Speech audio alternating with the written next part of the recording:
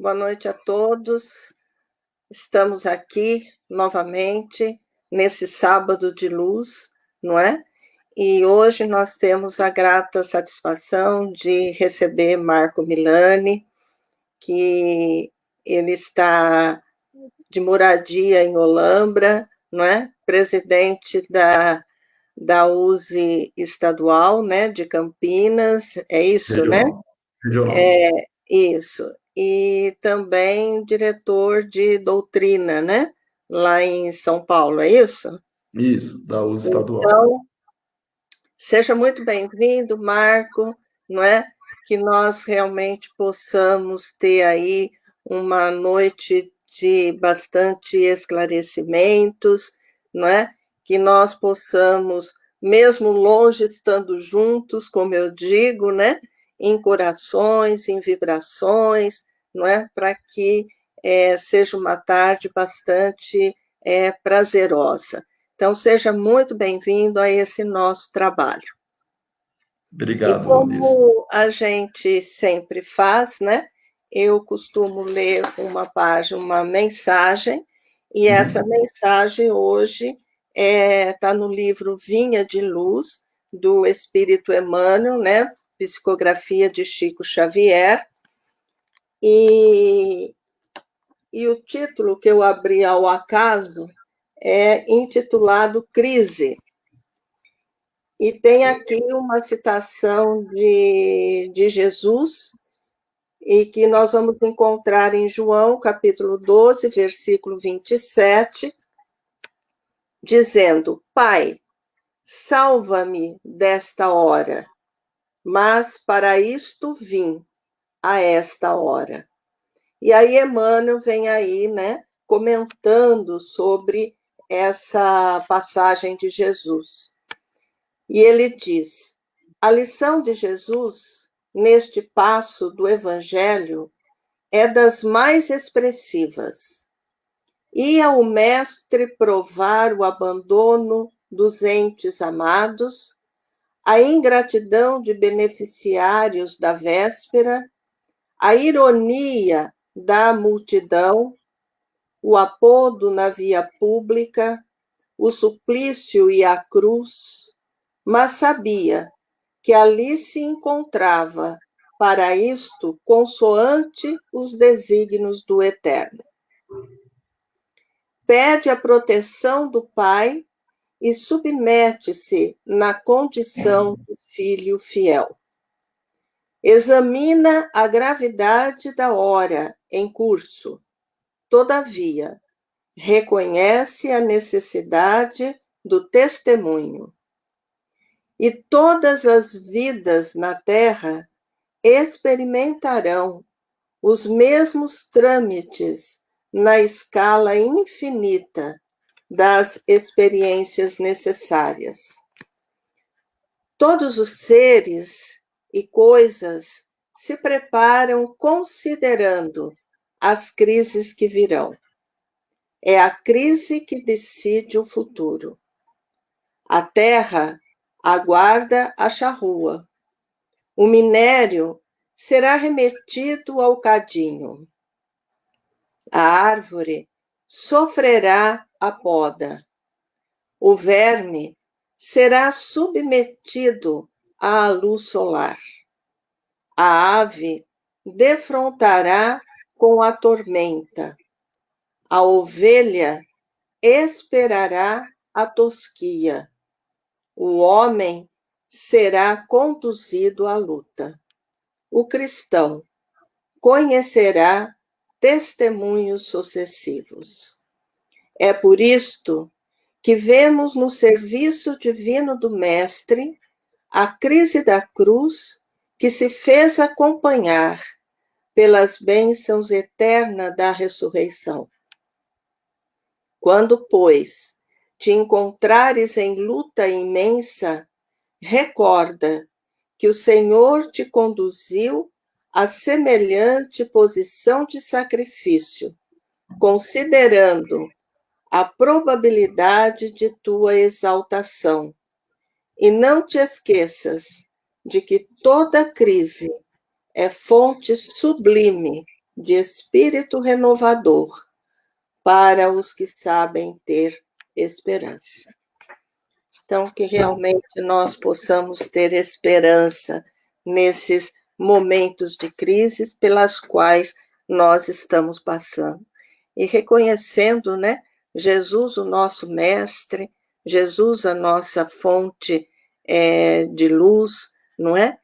E que nesse instante, todos juntos, possamos nos interiorizarmos e buscarmos a figura do Cristo em nossa mente e senti-lo em nosso coração, para que possamos estar mais fortalecido e amparado, para que possamos, com Jesus em nossos corações, ter bom ânimo, ter coragem para o enfrentamento das dificuldades, pois todos sabemos que, após rompermos todas essas dificuldades, vem a luz, vem o reino de Deus em nossos corações. Estamos aqui na Terra hoje, abençoada nesta reencarnação que nos dá tantos ensinamentos, que possamos, na verdade, abraçar esses ensinamentos para nos tornarmos cada vez melhores. E assim, nós possamos, todos num só pensamento, pedirmos para que o nosso irmão Marco possa ser envolvido em vibrações de muito carinho pelos benfeitores amigos. Que assim seja. À vontade. Agora você fica, eu fico aqui escondidinha. Quando você precisar, eu volto, eu retorno, tá bom? Tá bom. Então, seja Obrigado, Luiz. bem-vindo. Obrigado. Bom, inicialmente eu quero agradecer esse gentil convite do Centro Espírita Ismael de Araraquara, não somente para este centro, mas a região inteira de Araraquara é muito bem quista, né? Eu tenho vários amigos lá, inclusive estou vendo aqui que alguns colegas de lá também estão assistindo, né? A Sandra.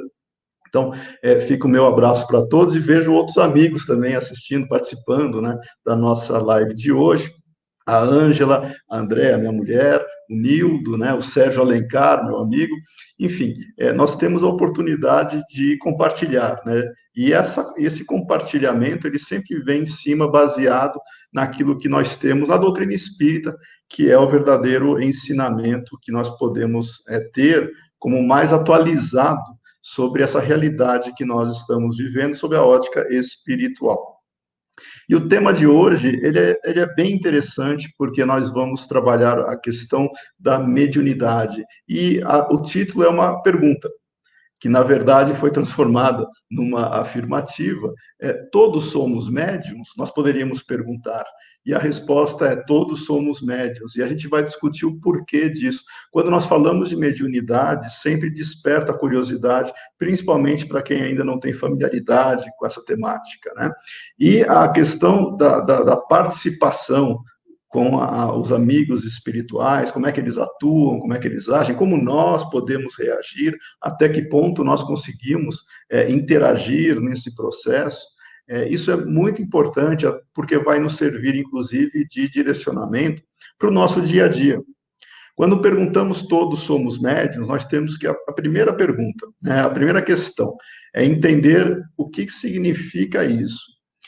Mediunidade, né, e aquele que é o médium em particular, ele é o intermediário. Até a própria palavra médium, né, de origem latina, ela significa isso, meio ou intermediário. É alguém que se serve, alguém que intermedia a comunicação de dois, no caso, dois mundos, né, o mundo invisível e o mundo visível. No nosso caso, eu vou dar como referência aos amigos sempre o Livro dos Médiuns, de Allan Kardec, como primeira leitura.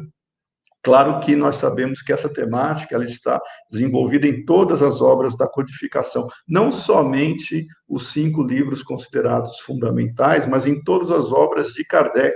Inclusive, eu cito e já convido a todos a lerem também a Revista Espírita, que mensalmente Kardec publicava e tem várias comunicações, vários relatos dos espíritos, como é o mundo espiritual, como nós interagimos nesse processo. Então, eu acho que vale a pena uma leitura mais aprofundada nesse sentido. E no nosso caso, algumas referências que nós faremos do Livro dos Médiuns, que serviriam talvez até para orientar as pessoas, né, que tiverem mais interesse em se aprofundar. No Livro dos Médiuns, na questão, nos itens 159 até 185, nós vamos encontrar informações bem interessantes que vão nos ajudar a compreender o que seria a mediunidade e o papel do médium, né, nessa inter-relação. Primeira coisa, o que os espíritos nos dizem sobre isso? E eles dizem o seguinte: todo aquele que sente em qualquer grau a influência dos espíritos é médium.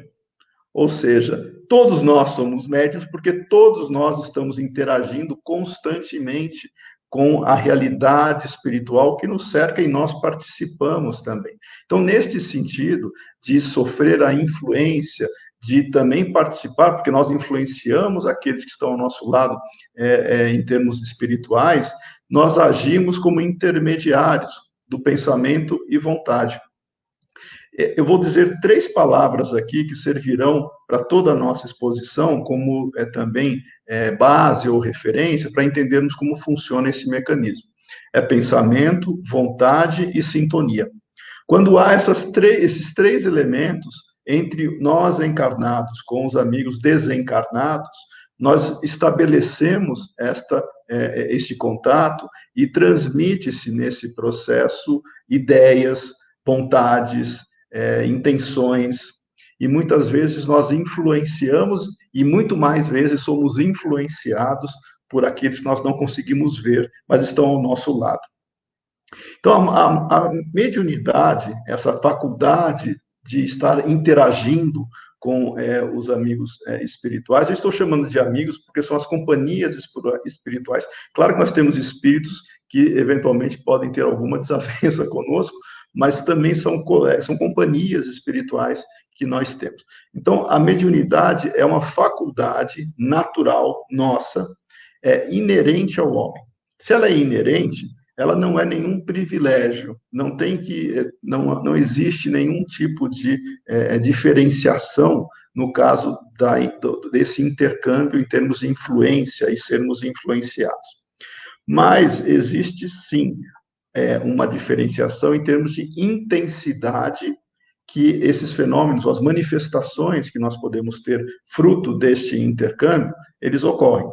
Aí sim nós podemos diferenciar aqueles corriqueiros que nós nem nos apercebemos muitas vezes, mas que estamos participando mediunicamente deste processo, e alguns outros cuja intensidade é mais visível, mais intensa, e eles se destacam. Então, existe uma variedade muito grande entre o tipo de interação que nós podemos ter com os espíritos desencarnados, né? E mesmo entre nós encarnados, claro, nós estamos no mesmo plano, não caracterizaria-se mediunidade, porém o fenômeno de comunicação e contato também se baseia no pensamento, vontade e sintonia.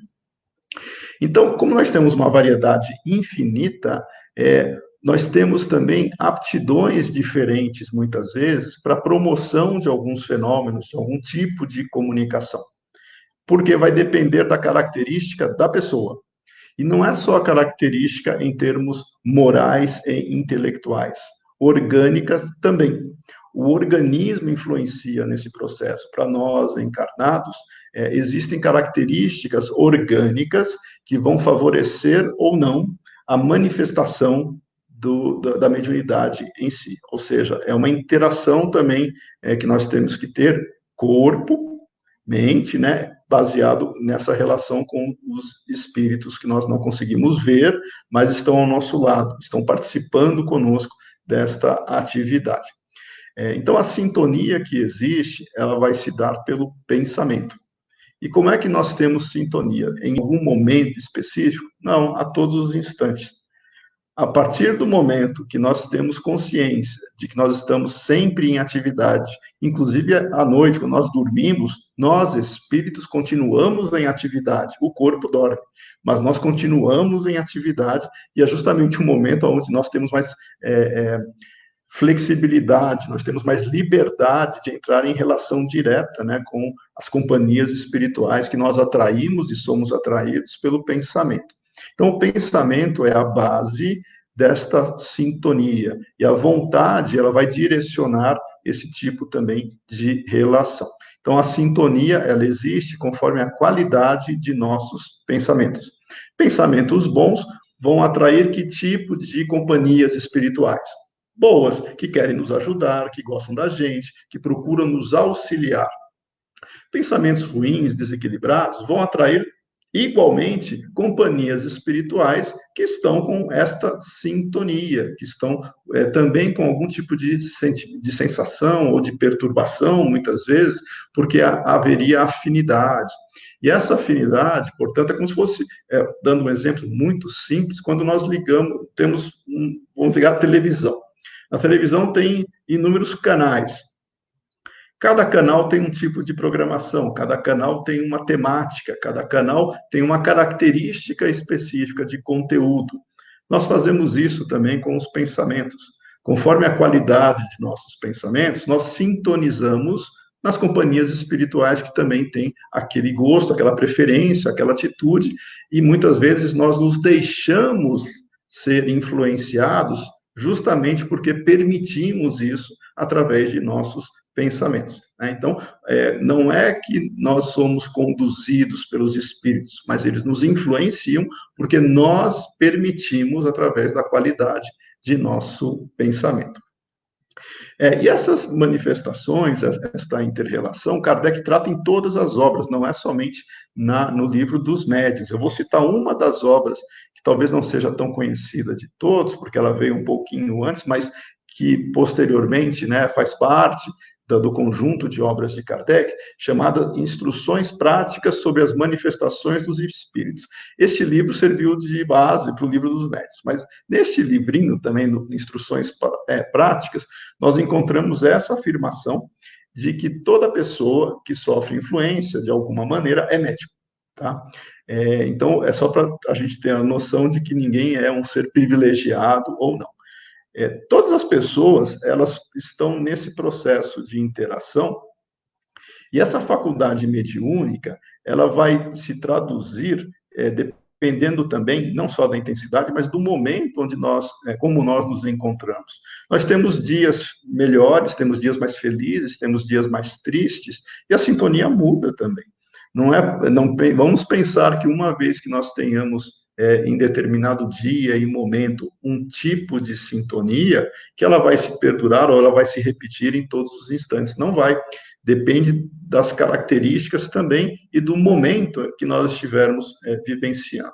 Aquelas pessoas que têm uma mediunidade, que nós vamos chamar de ostensiva, onde se promovem fenômenos mais visíveis e claros, essas pessoas, elas podem manifestar hoje esse tipo de situação, mas não necessariamente esse comportamento ele vai também existir no futuro, em termos de continuidade. Popularmente, alguém diria assim, alguém perde mediunidade. Ninguém perde mediunidade. Todos nós somos médiuns. O que pode acontecer é que, dependendo das características da pessoa, os fenômenos que ela promovia deixar de promover. Isso pode acontecer e não tem problema nenhum. E vice-versa. Alguém que nunca teve uma manifestação ostensiva pode, eventualmente, também começar a promover esse tipo de fenômeno. Isso é uma característica pessoal, não é algo pré-definido que um vai ser, o outro não vai ser. A mediunidade é natural e, dependendo das condições, ela vai se manifestar ou não, mais ou menos de maneira intensa. Eu cito até um caso, e mais para frente a gente pode comentar sobre isso também, no sentido de que nós temos na história, inclusive na história das manifestações mediúnicas, né, desde os primórdios ali dos povos antigos, onde nós tínhamos na tribo, no clã, alguém em particular responsável pela comunicação, né, com o sagrado, com algo superior que as pessoas não sabiam explicar, mas atribuíam a esses fenômenos algo divino, algo misterioso, mas com um poder que eles chamavam de sobrenatural, mas nós sabemos que não tem nada de sobrenatural. E essas pessoas eram tidas naquela tribo, naquele clã, como pessoas-chave para destino, inclusive, para orientação da vida em comunidade. Elas eram ouvidas e respeitadas. Então, a mediunidade sempre fez parte, só que com outros nomes, com outras características, que nós tínhamos desde dos povos mais antigos. E conforme nós vamos aprimorando o conhecimento, evoluindo, nós vamos compreendendo como funciona esta relação. Nós temos, no caso dos gregos, né, os oráculos, né, que eram nos templos onde as pessoas iam perguntar coisas, relatos bíblicos, por exemplo, inclusive podemos, e vou comentar que é importante, quando nós encontramos no Antigo Testamento a recomendação, a orientação de Moisés, né, quando ele proibiu a comunicação com os mortos, e tinha um motivo para ele fazer isso, ele proibiu a comunicação com os mortos, por quê? Porque ela é possível, é uma coisa que faz parte da humanidade, né? Se ele proibiu é porque existia. Então não é uma coisa que foi inventada ou faz parte de um povo ou outro, ela é natural. Mas por que Moisés proibiu a comunicação? Pelo tipo de comunicação e de prática que estava acontecendo, porque a mediunidade, esse intercâmbio, nós falamos de sintonia.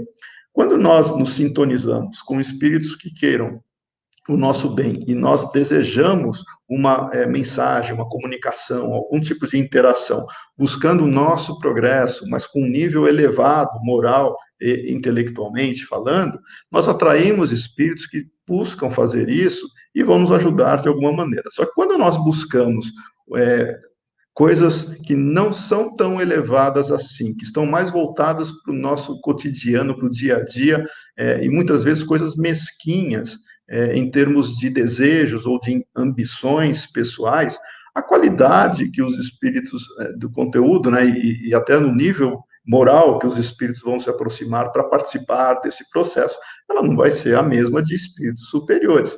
Então, quando Moisés proibiu, ele proibiu no sentido da vulgarização que estava ocorrendo em termos de qualidade do tipo de interação. Eram interações, muitas vezes, voltadas para picuinhas, para coisas pequenas, coisas que não tinham elevação moral, e isso prejudicava, porque as pessoas ficavam fazendo, buscando saber ou conhecer coisas, muito mais para satisfazer orgulho e o próprio egoísmo do que algo moralmente elevado. Isso começa a desestabilizar a própria relação em comunidade, né? Então, nós temos que entender o porquê. Não é por ser proibido se comunicar, é o tipo de comunicação que vai ser útil ou não dentro de uma coletividade. E, nesse sentido, trazendo mais para frente, né, além dos relatos vários históricos que nós podemos ter, modernamente nós estudamos a mediunidade também com olhos mais críticos, racionais. Nós não vamos nos prender única e exclusivamente com uma ideia ou uma visão voltada só para satisfazer curiosidade. Kardec, dentro da história, né, do espiritismo, que quando Kardec tomou contato dos fenômenos que estavam ocorrendo na Europa, começou na América e depois atravessou o oceano e foi para a Europa, as chamadas mesas girantes, que eram diversões de salão na Europa, no caso em Paris, na época, em 1854, né, quando Kardec ouviu pela primeira vez essa situação, esse fenômeno, ele duvidou num primeiro momento. Ele falou, o que são, primeiro, mesas girantes seriam fenômenos de efeito físico, onde objetos se manifestavam, no caso, uma mesa, e a mesa ela se movimentava respondendo questões do público ali participante.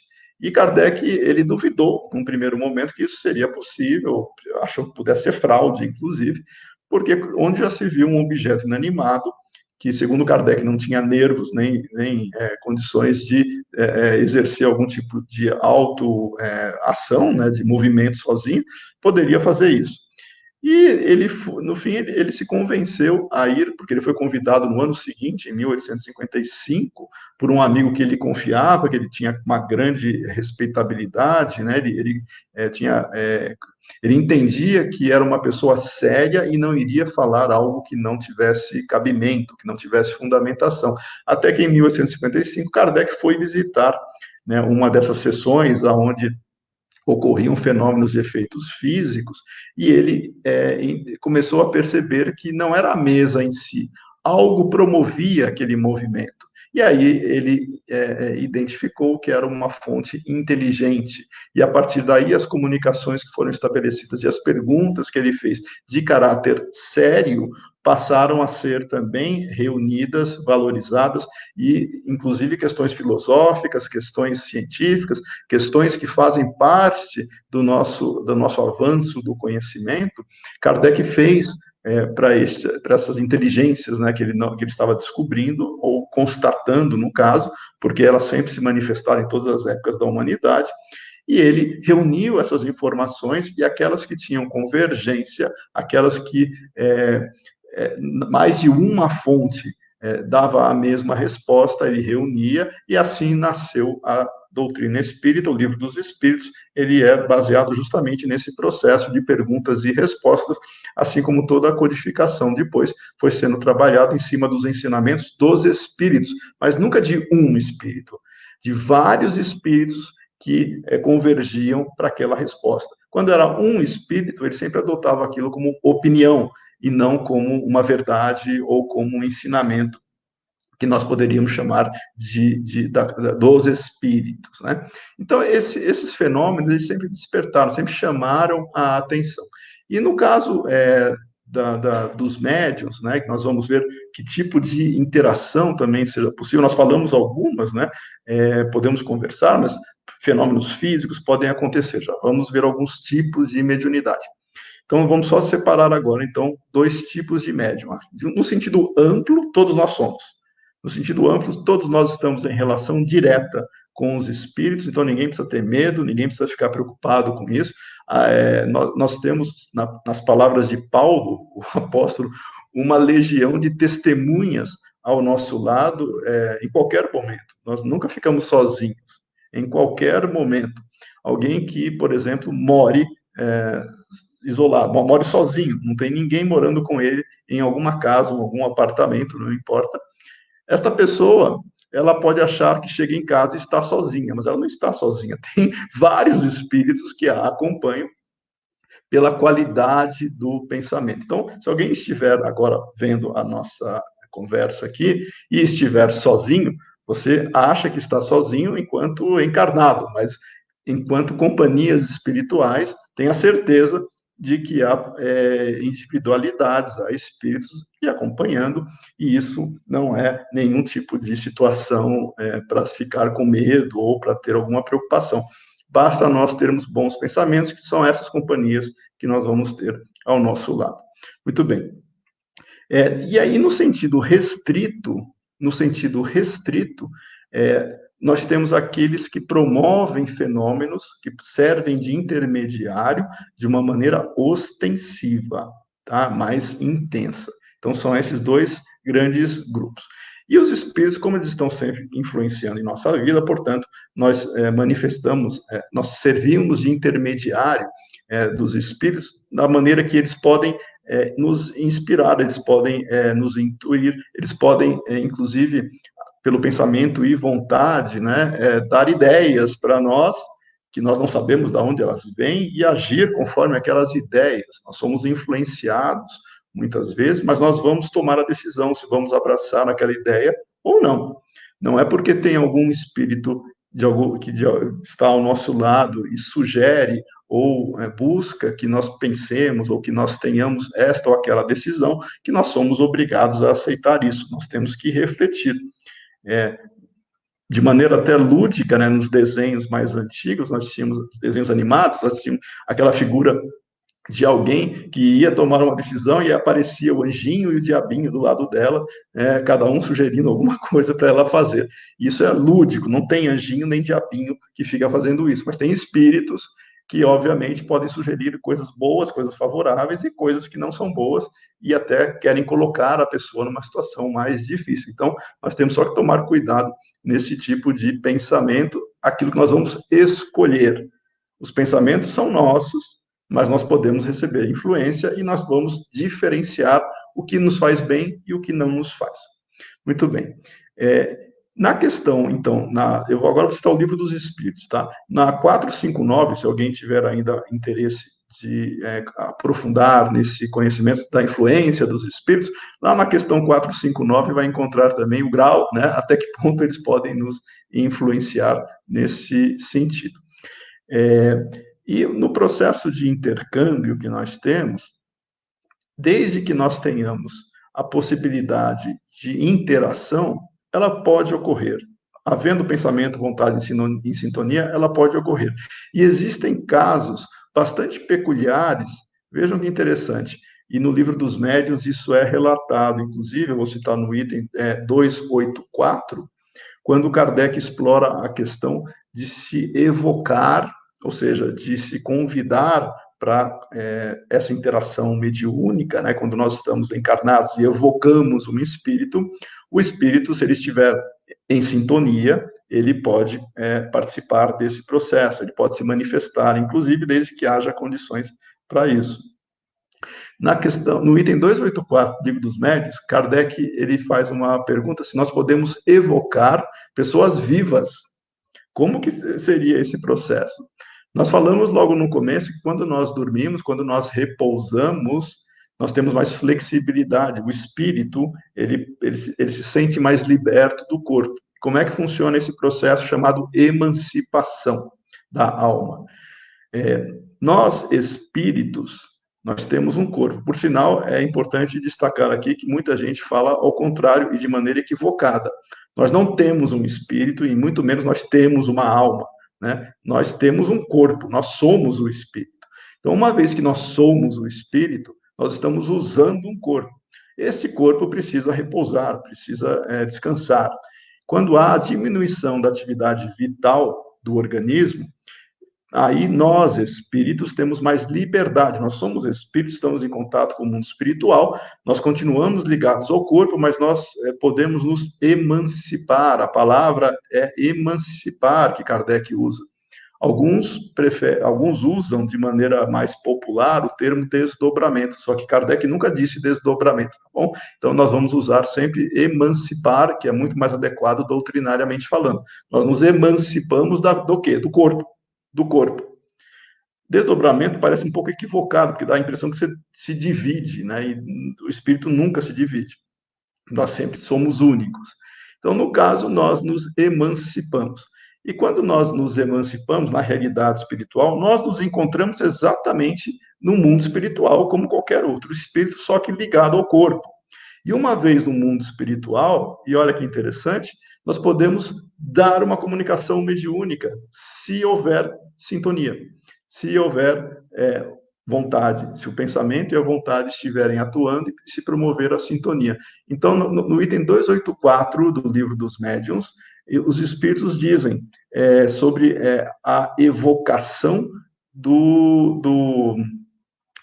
de pessoas vivas, né, de pessoas que estão encarnadas, mas no momento o corpo repousa e elas podem se manifestar enquanto espíritos. E Kardec faz essa pergunta, né, a pergunta exata é a seguinte: a encarnação do espírito, ou seja, nós estarmos usando um corpo, impede de maneira absoluta a sua evocação? Ou seja, estando encarnado, nós temos alguma restrição absoluta para nós nos comunicarmos espiritualmente? E os espíritos respondem não. É possível fazer isso, só que eles acrescentam: é necessário que a condição corpórea facilite o seu desprendimento no momento, que é a questão da emancipação. Está lá no item 284. Então, quando nós estamos emancipados, nós recobramos a liberdade do espírito, ainda não plena, não total, mas permanecemos ligados ao corpo, e nessa condição nós podemos atuar, inclusive mediunicamente, com encarnados. Vejam que interessante a nossa interação com a realidade espiritual. Para quem quiser ter mais conhecimento sobre emancipação, está lá no Livro dos Espíritos, da questão 400 para frente, nós vamos ter essa relação do sono, dos sonhos, e depois vai entrar nessa característica, né, desse estado que nós nos encontramos. Muito bem. E os médiuns ostensivos, aqueles que promovem fenômenos mais intensos, de que maneira nós podemos identificá-lo? Os fenômenos que nós estamos nos referindo são aqueles descritos que também estão no Livro dos Médiuns. Eu vou citar aqui alguns dos mais conhecidos, tá? Psicofonia, que seria a comunicação oral do espírito por meio do médium, né, que é o encarnado, e o espírito manifesta-se pelo som, pela voz, né? Então, a comunicação se dá via oral, então seria uma mensagem, uma comunicação psicofônica. Pode ser por escrito, né? A escrita. Na escrita, seria a psicografia, quando o espírito transmite ao médium as suas ideias, a sua vontade, e o médium ele pode transmitir isso, materializar isso por meio da escrita. Nós estamos falando dos conceitos gerais, nós temos diferentes intensidades também nesse processo. Tem os chamados médiuns mecânicos, né, que quase não, eles participam, mas quase não interferem nessa comunicação, até médiuns que eles recebem a impressão e eles atuam, inclusive, né, é difícil separar o pensamento dele do pensamento do espírito. O espírito tenta usar noções, conceitos, e ele traduz isso, muitas vezes, na comunicação. Outros fenômenos, que além da psicofonia e da escrita, né, que é a psicografia, nós temos os fenômenos de efeito físico, que nós comentamos também, que são produzidos por médiuns. E como que os fenômenos de efeitos físicos funcionam? Necessariamente, é uma atuação em objetos materiais ou manifestações materiais que necessitam de uma característica fluídica muito específica. Para se promover fenômenos de efeitos físicos, desde movimentação de objetos até outros, por exemplo, quando nós temos um fenômeno chamado de escrita direta, onde a mensagem ela se materializa praticamente, né, na forma de um papel escrito, ou outros. A transcomunicação instrumental, ela serve do mesmo processo de efeito físico, aonde fluidos são utilizados para promover o fenômeno, só que estes fluidos, quem tem esses fluidos não são os espíritos encarnados, somos nós encarnados. Então, existe, através do pensamento e vontade, a utilização destes fluidos que o chamado médium, ou aquele que está, eu vou usar a palavra doando, ou cedendo, ou fornecendo esse tipo de fluido para a promoção do fenômeno. Então, seriam os médiuns de efeito físico. E temos muitos outros tipos de mediunidade de efeitos físicos, né, raras, mas que também acontecem. Por exemplo, médiuns que, de alguma maneira, poderiam não só movimentar objetos, mas existem, na Revista Espírita, isso está muito relatado também, e tem um médium muito famoso, né, que foi o Home, que ele usava a mediunidade, inclusive, para usar levitação, né, o próprio corpo, ele era suspenso no ar através desse processo. Ou seja, nós temos vários tipos de manifestação, todas são muito interessantes, mas todas baseadas pensamento, vontade, sintonia, porque o pensamento e vontade age no meio fluídico, atua no ambiente fluídico, promovendo os fenômenos, e a sintonia permite a interação, a comunicação com os espíritos. Então, nós temos diferentes tipos de mediunidade. Mediunidade de cura, né, que também é bem interessante, onde alguém pode, através de seus fluidos, atuar diretamente na resolução de problemas orgânicos, né, e muitas vezes até perispirituais, que pode acontecer de alguém que esteja buscando ou que esteja sofrendo, né, algum tipo de padecimento, e a pessoa vai ajudar. Mediunidade de cura ela também não é tão simples, não é tão rara, né? Mas ela pode ser feita também. A fluidoterapia que nós usamos no centro espírita, né, que a maioria chama de passe, o que é o passe, a não ser esta relação direta de atuação fluídica do pensamento e vontade e sintonia? Kardec, inclusive, ele diferencia, ele categoriza 3 tipos de atuação fluídica.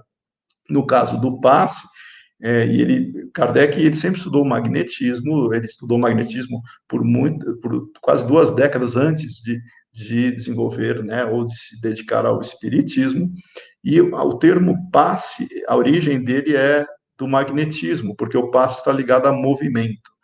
E quando Kardec trabalhava ou dizia sobre a atuação nossa sobre alguém, ele sempre chamava de ação magnética, tá? Então, quando Kardec diz ação magnética, ele está dizendo essa ação fluídica que nós podemos atuar. E o passe nada mais é do que uma ação fluídica que nós fazemos. E a característica do passe, aí Kardec diferencia, categoriza.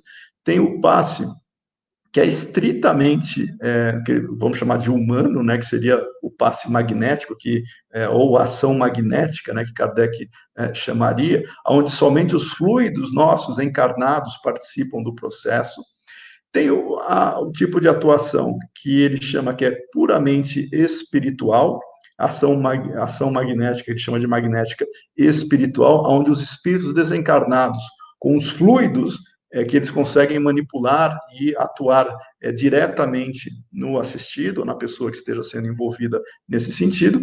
E o mais comum de todos é o passe misto, né, onde se misturam fluidos de nós encarnados e dos espíritos desencarnados. Estes fluidos têm características diferentes. Quando nós estamos encarnados, nós temos fluido vital, que é uma característica de seres orgânicos. Este tipo de fluido não existe para o espírito desencarnado, ele não tem fluido vital no sentido que nós temos enquanto estamos encarnados. Então, esse fluido participa ativamente desse processo. Eu não estou usando a terminologia que alguns outros autores e alguns outros pesquisadores dão para esse tipo de fluido, porque ele pode, muitas vezes, confundir e não agregar. A gente vai sempre se limitar à terminologia que Kardec ele se servia, tá? Então, esse tipo de fluido, ele é utilizado em qualquer instante, inclusive no processo mediúnico da sintonia. Como se promove a sintonia? Pelo pensamento, pela vontade, só que perispiritualmente, né? Ou seja, nós temos uma ligação fluídica que se promove via perispírito. Fluidicamente, nós nos ligamos uns aos outros, nos envolvemos, e a transmissão do pensamento e da vontade, ela ocorre, assim como a movimentação de objetos físicos, do mesmo jeito. Existe um envolvimento fluídico do objeto, e pelo pensamento e vontade, esse objeto ele pode ter movimento conforme as características dos fluidos e da vontade do ambiente, né, que nós estamos verificando. Um ponto que deve-se sempre levar em consideração e também serve de reflexão. Por que, então, que as pessoas, de maneira equivocada também, procuram achar que médiuns ostensivos são diferenciados enquanto seres humanos? Não são. Todos nós somos médiuns. O médium ostensivo está no momento específico de manifestação, porque serve de aprendizado para ele também, não é algo... não é privilégio, como nós falamos no início, mas, de maneira equivocada, muita gente idolatra médiuns, porque acham que eles têm algum tipo de vínculo ou ligação mais próxima com seres espirituais, que nós temos também. Então, não existe nenhum motivo para se idolatrar médium. Pelo contrário, na doutrina espírita, nós não idolatramos ninguém, mas, popularmente, algumas pessoas dedicam uma admiração, como se fosse algo mágico, algo quase que miraculoso, né?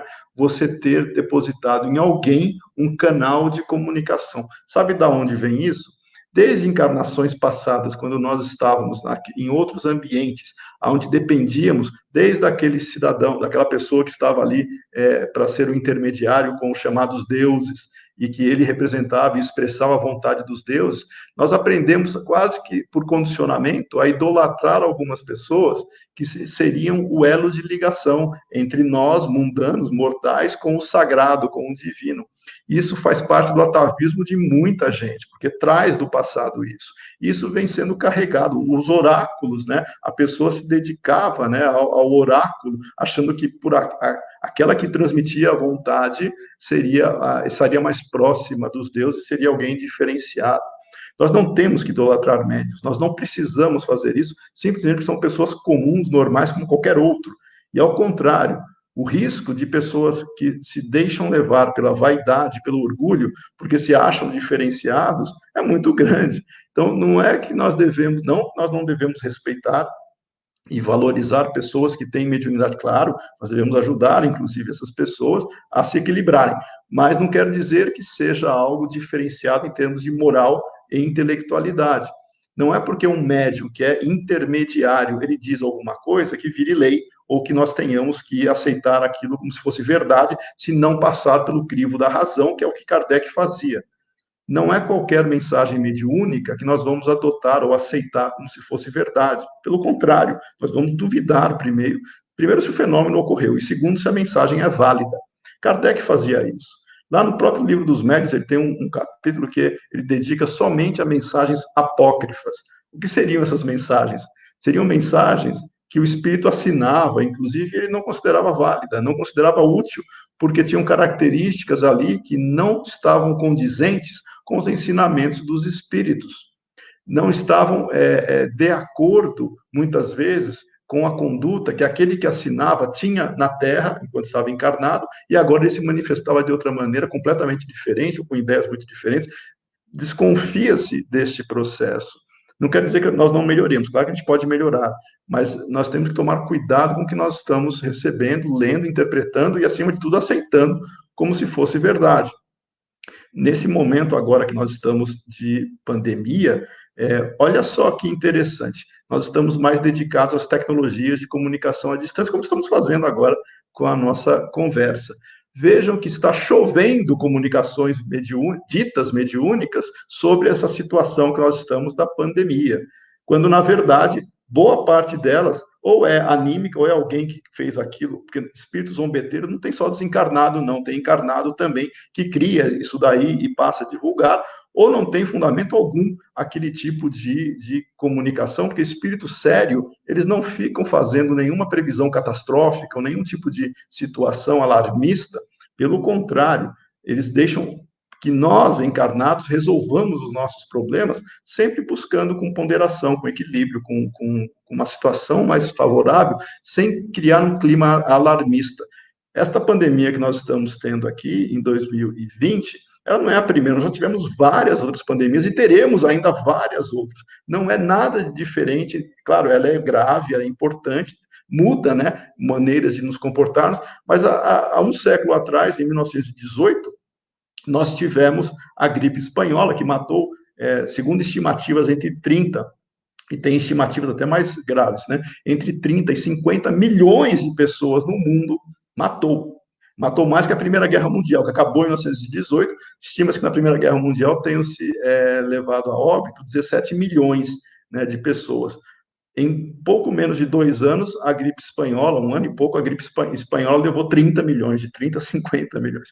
Então, são situações que nós vivenciamos, claro que isso faz parte, são flagelos que nós temos, e está lá no Livro dos Espíritos, nós podemos, inclusive, verificar o que os Espíritos nos dizem sobre isso, mas essa não é a primeira, nem vai ser a última que nós estamos passando, então não é nenhum sinal que nós estamos mudando, nós estamos caminhando. E só neste século, nos últimos 20 anos, nós já tivemos 2 surtos de coronavírus, que no Brasil eles não atingiram de maneira intensa, mas eles atingiram outras regiões do planeta, por isso que eles não viraram pandemia, eles eram epidemia, eles estavam mais localizados.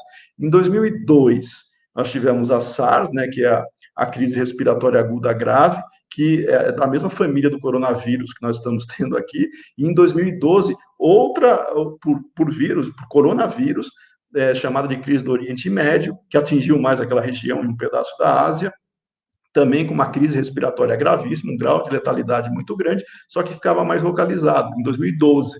Ou seja, 2002, 2012 e agora 2020. É que agora virou pandemia. Então, nós não temos que achar que este momento ele é único para a humanidade. Não é. nós vamos superar isso como superamos os outros também. Tá? Então, essas mensagens mediúnicas alarmistas, tem que tomar muito cuidado com isso, para não ratificar algo que é totalmente sem sentido em termos espirituais. Então, no processo de desenvolvimento mediúnico, a responsabilidade que nós temos sempre vai passar pela característica da razão.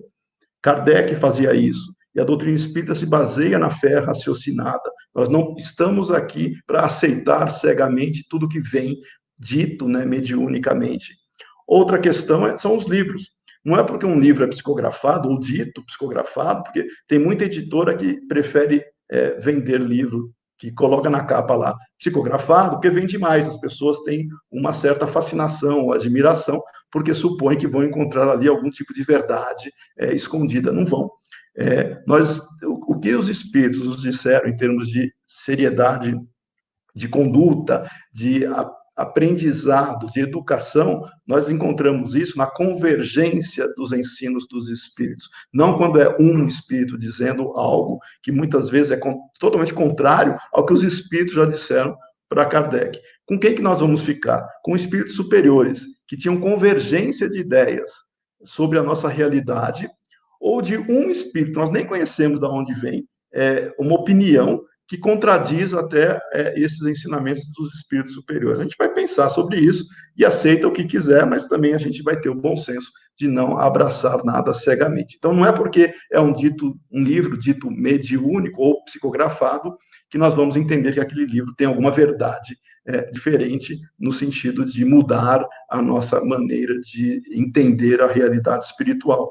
Pode ser fantasia, ainda mais romance. Romance tem algo chamado licença poética, que permite, né, ao autor fazer uma série de contextualizações, fora, inclusive, da coerência doutrinária, porque a história ficaria um pouco mais diferente, um pouco mais agradável ou atrativa. Mas se estiver em conflito com os ensinos dos espíritos, nós não vamos aceitar aquilo, porque nós temos que tomar cuidado com a seriedade dos fundamentos que nós temos. Eu sei que muita gente chegou à doutrina espírita lendo romances. E é ótimo, muito bom ler. Os romances são muito instrutivos no sentido de trazer, pelo menos, um contato com a realidade espiritual. Só que a base doutrinária não está nos romances, a base doutrinária estão nas obras de Kardec. Tá? E Kardec sempre dizia que são as pesquisas científicas que vão nos fazer também avançar nesse conhecimento e não na opinião de um ou outro espírito, ainda que seja muito respeitável e o médium seja muito respeitável também. Nós vamos compreender isso como uma informação que pode ser útil se nos transformar moralmente e contribuir para a nossa melhoria interior, excelente, excelente, nós estamos dando um passo a mais. E é isso que nós devemos fazer com as instruções, né, com as orientações, identificarmos o que tem de bom ali, aproveitarmos o que tem de bom e não ficarmos achando que isso vai mudar qualquer coisa que vai descrever a realidade espiritual. O Kardec, ele sempre teve o cuidado de ter várias fontes, nunca uma fonte só, várias fontes, e o que nós chamamos do critério da universalidade do ensinamento dos espíritos, é isso que faz a força da doutrina espírita se diferenciar de uma opinião. Inclusive, Kardec, ele fala várias vezes, um espírito se comunicando é opinião. Pode ser ótimo aquilo que ele disse, mas se não tiver validação de outros espíritos, deixa de lado. É o que Erasto disse, é melhor rejeitar 10 verdades do que aceitar uma mentira. Deixa de lado, porque o tempo vai fazer aquilo. Se for verdade, aquilo vai se provar, vai ser válido de outras fontes também, tá? Não é para também rejeitar tudo, é mediúnico, então não vou aceitar. Não. Leia, dependendo da sua intenção, mas analise sempre com razão. Nunca aceite nada de graça, nunca aceite nada cegamente, que é justamente a característica da própria doutrina espírita. Muito bem. Então, nós estamos conversando já sobre algumas características de livro, e eu vou só deixar, então, como alerta, né, o que seria um livro pseudo-espírita. Pseudo-espírita é aquele que, por algum motivo, aparenta ser coerente com os princípios doutrinários, mas ele tem desvirtuamento ou divergência conceitual com as obras, com os ensinamentos dos espíritos. Um livro pseudo-espírita é aquele que a pessoa acha que segue os princípios e valores espíritas. Só que dentro dele tem algo ali que conflita, que não está coerente, que não está de acordo. De novo, pode ser um ótimo romance para passar o tempo e para nós aproveitarmos em termos morais, né, a edificação. Nós temos romances belíssimos, né, que nos estimulam para a melhoria interior. Mas não quer dizer que na parte doutrinária todos estejam impecáveis de não ter conflito, e aí a gente vai sempre trabalhar com a razão, sem defender algo que nós não temos conhecimento ou base para afirmar aquilo. No processo de desenvolvimento das ideias, o livro pseudo-espírita, ele aparenta ser espírita, mas ele tem pílulas de veneno lá dentro. Ele pode ter informações que colidem, e aí cabe ao leitor, e espera-se, né, que o leitor tenha lido Kardec antes, para poder confrontar se aquilo tem verdade ou não, no sentido de validade. No processo mediúnico, o que Kardec fez sempre na preparação, né, da atividade mediúnica, ele dava algumas recomendações que são muito importantes para favorecer o ambiente aonde a reunião séria vai acontecer. E o que Kardec dizia? Primeira coisa, ter calma e recolhimento. O médium, ele tem que ter calma e recolhimento justamente pela sintonia, para favorecer essa sintonia. Seriedade da evocação. Quando se faz uma evocação de algum espírito, o propósito tem que ser sério. Lembram-se quando nós comentamos sobre Moisés, do porquê ele ter proibido as comunicações frívolas, né, que ocorriam na época dele? Porque espírito sério vai aonde a questão é séria e a intenção da reunião, ela tem essa finalidade. E espíritos têm de todos os jeitos. Se quiser fazer uma reunião frívola, vai aparecer espírito ali querendo participar. Mas qual é a utilidade de se fazer isso? Qual seria o benefício de se fazer isso? Disciplina no treinamento e desenvolvimento mediúnico. Como é que nós fazemos isso? Essa disciplina é moral. Ela é moral, ela é muito mais no sentido de trazer ou construir em nós um ambiente propício para que os espíritos possam encontrar em nós recursos suficientes para manifestarem-se de maneira adequada também, e quanto mais elevado moralmente nós estivermos, mais fácil fica esse processo de sintonia com bons espíritos, porque com maus espíritos nós podemos nos sintonizar também, mas com bons espíritos depende de uma reforma interior. Então não pense alguém que passe o dia inteiro brigando na rua, né, no trabalho, fique lá com atitudes um tanto questionáveis enquanto conduta moral, e depois vai à noite no trabalho mediúnico da casa espírita, querendo ter uma comunicação excelente ali, achando que vai ser algo muito produtivo, né? Precisa ter sintonia, não é algo simples que promove esse processo. Mas também não é porque é um espírito supostamente elevado que o médium que serviu de intermediário não tenha problemas. Todos nós temos problemas. Ninguém reencarnou aqui nesse planeta à toa, de férias. Nós todos aqui estamos na mesma faixa, no mesmo nível médio moral. Então, se é um planeta de expiações e provas, é o nosso nível. Nós não estamos ainda num planeta onde povoado por espíritos bons e superiores. Nós estamos rumando para isso, mas temos que nos melhorar também. A pureza de intenção é a sinceridade, é buscar aquilo em prol, um benefício de si mesmo e do próximo. Né? Essa é a pureza de intenção, e não com ambição e muitas vezes algum tipo de desejo mesquinho ou até financeiro que pode ocorrer para algumas condições ou pessoas. Disposição e condições orgânicas, nós temos que estar bem também organicamente para se promover o fenômeno. Não é uma coisa simples assim que nós vamos estarmos desgastados e nos desgastar mais ainda. Nós temos que estar bem organicamente para que o fenômeno ocorra. Se estiver mal, não participe da atividade, se recupere primeiro e depois faça-se a atividade. E a vigilância contra o orgulho, vaidade e melindres, que é normal dentro dessa relação. Aí estou vendo o tempo também, nós já estamos quase finalizando, mas eu vou deixar aqui alguns tópicos que servem também para reflexão. Qual é o tipo mais perfeito que Deus ofereceu ao homem? para lhe servir de guia e modelo, que é a questão do Livro dos Espíritos 625. E os Espíritos responderam: Jesus, vede Jesus. Jesus é o melhor exemplo que nós temos de conduta moral. E aí nós perguntamos: Jesus, quando ele curava, quando ele promovia os fenômenos, né, que estão relatados no Antigo, no Novo Testamento, quando Jesus promovia o que alguns chamam de milagres, que não são milagres, são manifestações naturais, mas na época não se entendia, então se chamava de milagre. Jesus atuou por ele. Jesus tinha capacidade para atuar animicamente no processo. Ele não serviu de intermediário com outros espíritos. Ele não precisava ser intermediário de outros espíritos. Ele tinha essa capacidade em si para atuar na matéria, inclusive, e curar pessoas e promover os mais diferentes tipos de fenômenos. Então, Jesus é o nosso modelo. Então, não vamos achar que nós temos todos que buscar a mediunidade ostensiva para nos sentirmos melhores moralmente falando, ou não. Já deu 1 hora, daqui a pouco a Liz acho que vai entrar, então eu só vou finalizar a nossa conversa aqui dizendo: o Espiritismo, ele é um convite à humanidade para reflexão. Ele nos diz quem nós somos, de onde viemos e para onde nós iremos.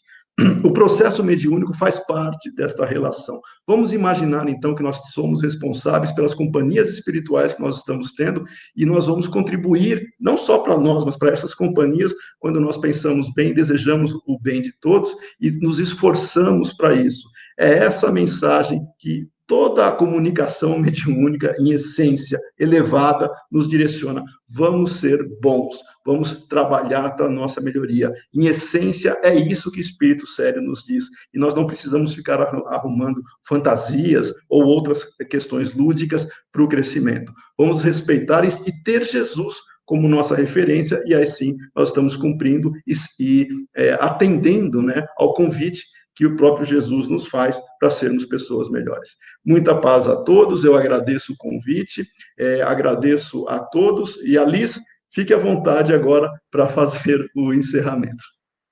Cheguei. Antes de encerrar, ô Marco, tem uma pessoa aqui que fez uma pergunta. Qual o critério que baliza as comunicações da razão fundamental na base doutrinária de Kardec? Bom, se eu entendi, ele está perguntando o critério que Kardec se serviu para construir, para desenvolver os princípios e valores doutrinários, né? Eu acho que é isso.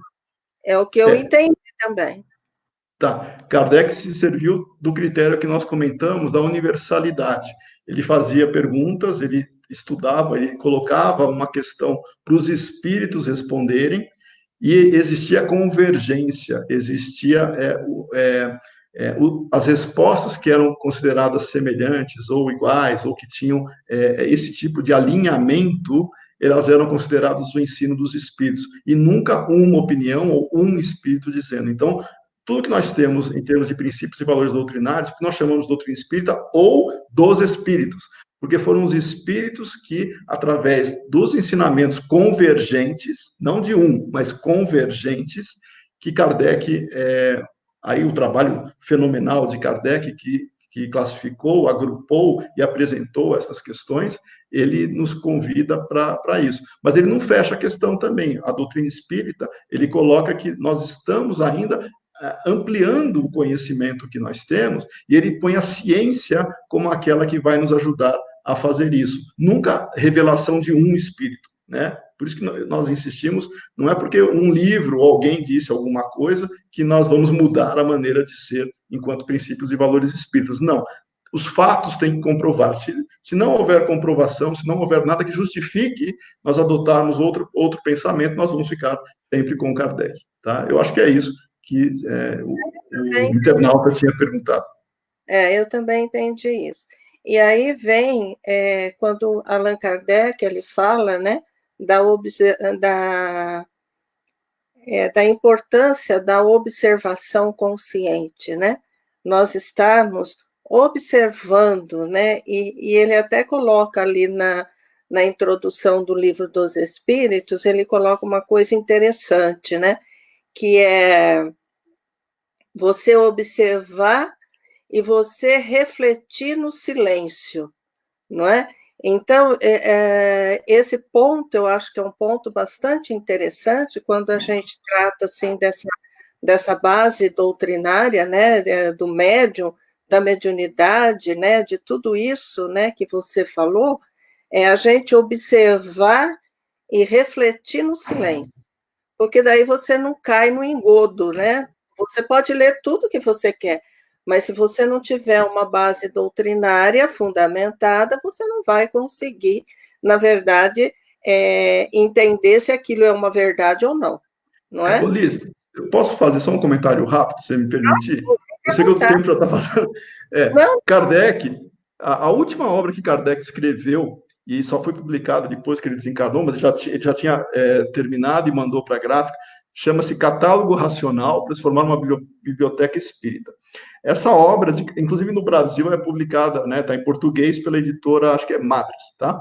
É, esta obra reúne para o estudioso espírita, ele formou uma biblioteca para ele estudar, ele agrupa em três grandes temas, né? Primeiro, as obras fundamentais, que são as obras que os espíritos trouxeram e ele apresentou, ele publicou. Depois, nós temos obras de mesma temática, que exploram a temática espírita, mas não são necessariamente espíritas. Elas abordam a questão espiritual, então nós temos que ler também. Kardec lia de tudo, mas ele separava o joio do trigo. E ele deixa também no último grupo, olha que interessante, obras de contraditores, porque ele estudava aquilo que os contraditores diziam e através das críticas ele conseguia formular, inclusive, as respostas, porque é uma maneira de nós testarmos, inclusive, o nosso conhecimento, se nós conseguimos responder críticas. E vejam que nós temos que sempre nos pautar pela razão. Por isso nós falamos e insistimos, né? Leia-se de tudo, mas vamos separar o joio do trigo. E o problema é quando a pessoa não tem muita familiaridade com a doutrina espírita, e tudo que ela lê, ela acha que aquilo é espiritismo sem ter lido Kardec antes. Então, a recomendação primeira é leia Kardec, e aí dá para comparar se aquilo que nós estamos lendo tem fundamento ou não. é isso mesmo. E ele conduz, né, nas obras básicas, né, Marco, ele está conduzindo em cima dos detratores, né, daqueles que criaram vários sistemas, ele veio. É interessante que ele não diz assim, olha, você está errado, né? Mas ele pega a ideia e vem contextualizando ela, né? E vem mostrando, né? Que Exato. por aquele caminho, na verdade, não é o muito correto, porque se fosse, aconteceria isso, isso, isso, isso, né? Isso é fantástico, Exatamente. né, Allan Não, Kardec? Kardec ele tinha uma educação ímpar, né? É fantástico. Olha, eu ficaria mais tempo aqui, certo? Mas eu sei que todo mundo tem aí os seus compromissos, né? Então, nós agradecemos novamente ao Marco, né, por ter aceito estar conosco, trazendo esses ensinamentos que são, assim, eu considero bastante valioso, né, para as observações, principalmente no momento em que nós estamos, né? O Cristo mesmo disse, né, que haveria um dia que muitos chegariam e diziam ser o Cristo, né? Então é a preocupação todos que nós precisamos ter. Então eu agradeço muito, agradeço a todo o povo que esteve aí com a gente, não é? E convido todos para o próximo sábado, onde nós vamos ter o Wilson Demore, né, que é daqui da cidade de Araraquara mesmo. Então, estão todos convidados para mais um sábado de luz no próximo sábado. Uma boa noite a todos, fiquem em paz de Jesus e que possamos ter aí uma semana com bastante harmonia. Tá certo? Tchau, pessoal. Tchau, boa noite.